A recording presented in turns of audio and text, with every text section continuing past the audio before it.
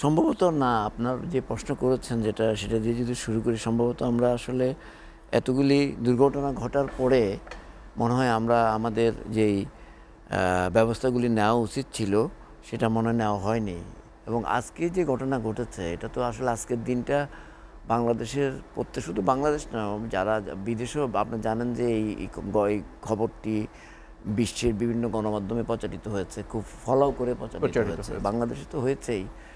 এবং এটা আসলে আমি নিজেও ব্যক্তিগতভাবে যখন এটা শুনেছি, আস্তে আস্তে যখন এটা মানে এটার ভয়াবহতা যখন আস্তে ক্রমে আরও মানে এটা যখন আনফোল্ড হচ্ছিল, আমি সারাদিনই আমার মন খারাপ, এখন আমার মন খারাপ আসলে।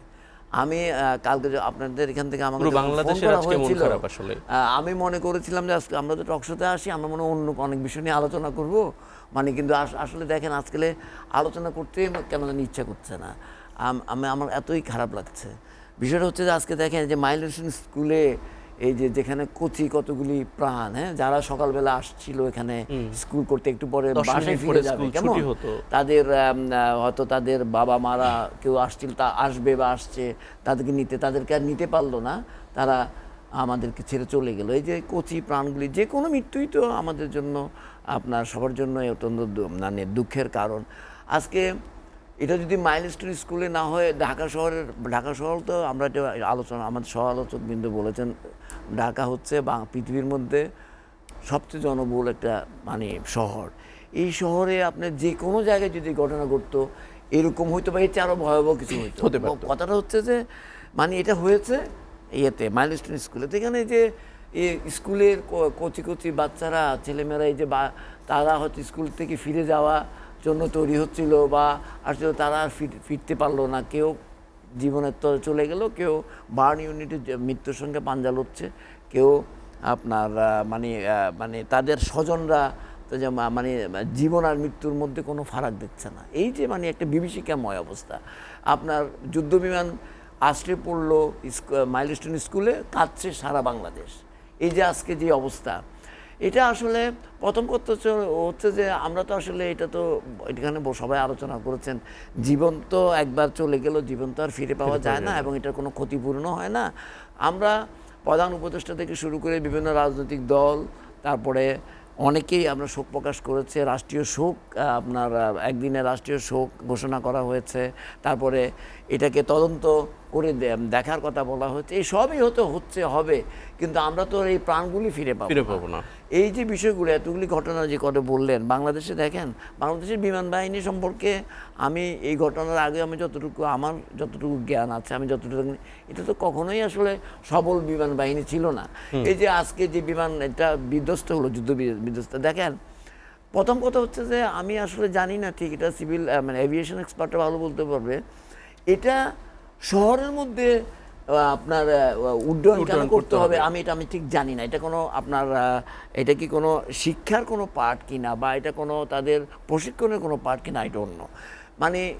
এটা একটা বিষয়। সেকেন্ডলি হচ্ছে যে এটা ঢাকার বাইরে কি হতে পারতো না, আমি এটাও শিওর না। এটা কি ঢাকা শহরের মধ্যেই চক্কর দিত? এটা আমি তো যতটুকু জানি যে এটা উড্ডয়নের পরে অনেকক্ষণ ধরে ঢাকা শহরের মধ্যেই ছিল, আশেপাশে 12 মিনিট তো ফ্লাইং কম না, কিন্তু অনেক ফ্লাইট। এখন তেজগাঁ থেকে উড্ডয়ন করে 12 মিনিটে ঢাকা, হ্যাঁ আমি বলছি যে এই যে 12 মিনিট শহরের মধ্যে, হয়তো শহরের আশেপাশে যে প্রদক্ষিণ করলো, এটা কি অন্য কোনো জায়গায় করতে পারতো কিনা, সেটা একটা বিষয়। করলে ওখানেও যদি এটা বিধ্বস্ত হইতো, ক্ষয়ক্ষতি এরকম নাও তো হইতে পারতো। এটা যদি ঢাকার সুবাবে যদি কোথাও হইতো, বা চট্টগ্রামে যদি হতো, বা কক্সবাজারে যদি হতো, তাহলে বাইরেও যদি আপনার একটু আশেপাশে যদি হইতো, কি হইতো আমি জানি না, এত ক্ষতি করে। যাই হোক, কথাটা হচ্ছে যে আমরা মনে হয় একটা হচ্ছে যে বাংলাদেশের বিমান বাহিনী তো আসলে অত্যন্ত দুর্বল, এতে কোনো সন্দেহ না। এবং আপনি খেয়াল করে থাকবে না যে আইএসপির একটা বিজ্ঞপ্তি দিয়েছে, সেখানে বলেছে যে এটা যান্ত্রিক ত্রুটি ছিল। আমি এই জিনিসটা আমি ঠিক বুঝতে পারি না, যেই বিমানটি আমরা জানি যে কোনো বিমান উড্ডয়নের আগে এটার ফিটনেস থেকে শুরু করে সবকিছু চেক করা হয়, এটা তো নর্মাল কতগুলো প্রসিডিউর। তো প্রসিডিউরটা নিশ্চয়ই নিয়ম অনুযায়ী সেগুলো সম্পন্ন করা হয়েছিল। যদি সম্পন্ন করা হয়ে না থাকে, যে একটা পুরনো বিমান, এটা অনেক পুরনো একটা বিমান, যুদ্ধ বিমান, এই পুরনো বিমানটা যান্ত্রিক ত্রুটি সহ এরকম উড্ডয়নের জন্য পারমিশন দেওয়া হলো কেন, নাকি যান্ত্রিক ত্রুটি আপনার উড্ডয়নের পরে দেখা দিল, সেটাও হইতে পারে। কিন্তু আইএসপিআর এর যে মানে বিজ্ঞপ্তি আমরা দেখেছি, সেখানের মধ্যে অনেকগুলি প্রশ্নের অবতারণা করে। এই ধরনের একটা পুরনো বিমান মানে আপনার যেটা, এটা কি আসলে প্রশিক্ষণের জন্য ব্যবহার করার জন্য উপযুক্ত ছিল কিনা, এবং বিশ্বের বিভিন্ন দেশে দেশে যেসব বিমান বাহিনী আছে, বাংলাদেশ বিমান বাহিনী তো আর কোনো বিচ্ছিন্ন কোনো ইয়ে না, যে তারাও তো সারা ওয়ার্ল্ড সম্পর্কে ধারণা রাখেন। এই ধরনের বিমান প্রশিক্ষণের জন্য বা এই ধরনের যেমন ব্যবহারের জন্য মানে মানে অ্যালাউ করা উচিত কিনা, এটা এত আছে প্রশ্ন রাখে। যদি উচিত না হয় তাহলে এগুলো কেন করতে হবে? কারণ এগুলো তো যুদ্ধ প্রশিক্ষণের চেয়েও তো যে ঘটনা আজকে ঘটলো, তো এটা তো অনেক বড় ঘটনা ঘটে গেল।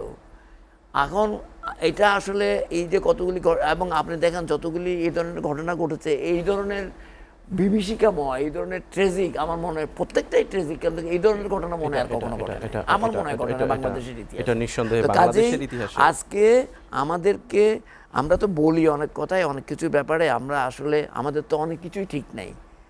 এখন তো দেখছি বিমান বাহিনীর, আমি জানি না যারা এখানে এভিয়েশন এক্সপার্ট তারা হয়তো অনেক ভালো বলতে পারবেন, আমরা হয়তো অ্যানালাইসিস করতে পারবো, কিন্তু এই যে যারা চলে গেছে তো চলে গেছে, কিন্তু আমরা ভবিষ্যতে যাতে এই ধরনের ঘটনার পুনরাবৃত্তি না ঘটে সেটার জন্য আমরা এখন কি করতে পারবো, সেটাই এখন সবচেয়ে বড় বিষয়, এবং নিশ্চয়ই সেটা করব।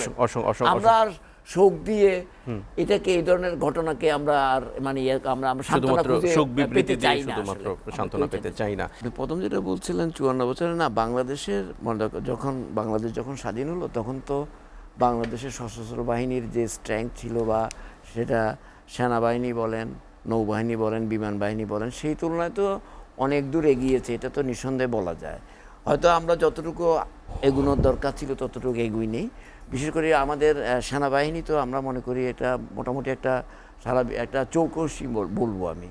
বিমান বাহিনী এবং নৌবাহিনীতে এখনো অনেক দুর্বলতা তো রয়ে গেছে, এবং এটা আমি মনে করি, বা যদিও যেখানে অনেক আরো শক্তিশালী আধুনিকায়ন বলেন, শক্তিশালী হওয়ার মানে স্কোপ তো রয়েই গেছে, সেটা আছে।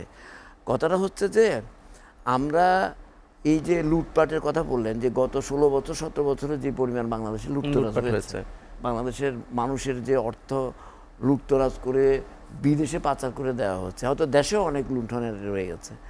এই লুণ্ঠন তো বাংলাদেশের মানে মানে বাংলাদেশের সম্পত্তি লুণ্ঠন করা হয়েছে, তাই তো? তো তাহলে এই সম্পদ থেকেও তো আমরা যদি এটাও বলি, আমরা যদি সশস্ত্র বাহিনীকে যদি একটু শক্তিশালী করতাম, আজকে যদি এই বিমান বাহিনীকে একটু শক্তিশালী করতাম, তাহলেও তো অন্তত দেশ এবং জাতি কিছু পেত, অন্যান্য সেক্টরেও করা যেত। যাই হোক, আজকে যে কথা বলছেন যে আসলে যারা রাষ্ট্র পরিচালনা করেছেন, কখনো কখনো উদ্যোগ নেওয়া হয় নাই তা না, কিছু উদ্যোগ, কিছু যদি কাজ নাই করা হতো তাহলে তো আজকে এই অবস্থানে এতটুকু পাইতাম না। কিন্তু আমাদের যে কাঙ্ক্ষিত যে জায়গায় যাওয়ার কথা ছিল আমাদের সশস্ত্র বাহিনী, সেখানে আমরা যেতে পারি নাই। তো কাজে যে 54 বছর চলে গেছে, সেই আলোচনা করলে আমাদের অনেকের সমালোচনা করতে হবে, অনেকের প্রশংসা করতে হবে, কিন্তু আমাদের কথা হচ্ছে আমরা আজকের এই যে মাইলস্টোন ট্র্যাজেডি, যেটা আপনি নাম দিয়েছেন, যেখানে আমরা পুরা জাতি আজকে আসলে কাঁদছে, সত্যি কথা বলতে কি, এটা তো আপনি জানেন যে সোশ্যাল মিডিয়া থেকে শুরু করে সব জায়গাটা ছড়িয়ে পড়েছে, বাংলাদেশের সীমানা পেরিয়ে বিদেশেও চলে গেছে। আমরা আজকে অন্তত এই শিক্ষা, এই দীক্ষা আমরা নিতে চাই, যারা বিশেষ করে দেশের রাষ্ট্র পরিচালনার দায়িত্বে থাকেন, ছিলেন বা ভবিষ্যতে যাবেন, তাদের প্রতি আমাদের অনুরোধ থাকবে সাধারণ আমরা জনগণ হিসাবে, সেটা হচ্ছে যে এই যে সাধারণ মানুষ যে ট্যাক্স দেয়, এই যে সাধারণ মানুষের ভাগ্যের কথা আমাদের রাজনীতিবিদরা বলেন, সাধারণ মানুষের আপনার কল্যাণের কথা বলেন, দেশের স্বাধীনতার সার্বভৌমত্বের কথা বলেন, তো এই সবগুলো তো এটার সঙ্গে সম্পৃক্ত, এবং এই সিদ্ধান্তগুলো কিন্তু তারাই নেন। তারা যদি সঠিকভাবে এবং দায়বদ্ধতার সঙ্গে যদি দেশ পরিচালনা করেন, সততার সঙ্গে দেশ পরিচালনা করেন, এবং এইসব লুটতরাজ যেটা হয়েছে গত 16 বছর, এগুলো যদি এই ধরনের যদি না হয়, তাহলে বাংলাদেশ অনেক দূর এগিয়ে যেতে পারে, অনেক এগিয়ে যেতে পারে। তো কাজেই সেই জায়গায় সেই শপথের নেক তারা আমরা চাই, এবং শুধু শপথের মধ্যে এটা সীমাবদ্ধ না থাকুক, যে তারা এটা বাস্তবে এটা রূপদান করুক, এবং বাংলাদেশের মানুষ দেখতে চায় বাংলাদেশের সশস্ত্র বাহিনী একটা বিশ্বের একটা প্রথম কয়েকটা সশস্ত্র বাহিনীর একটা সশস্ত্র বাহিনী, বাংলাদেশের অর্থনৈতিক অবস্থা তাহলে ওই পর্যায়ে নিয়ে যাক, এবং এটা সম্ভব। Bangladesh is a land of opportunity. কাজেই আমরা মনে করি এই যে জনশক্তি রয়েছে, বাংলাদেশের মানুষ অনেক ভালো, কিন্তু যারা আমাদেরকে পরিচালনা করেন তারা যদি আমাদেরকে সুযোগ্যভাবে পরিচালনা করতে পারেন এবং দক্ষতার সঙ্গে পরিচালনা করতে পারেন, কমিটমেন্টের সঙ্গে পারেন, সততার সঙ্গে পারেন, আমার মনে হয় আমরা শুধু সশস্ত্র বাহিনী নয়, আমরা সব দিক থেকে এগিয়ে যাব।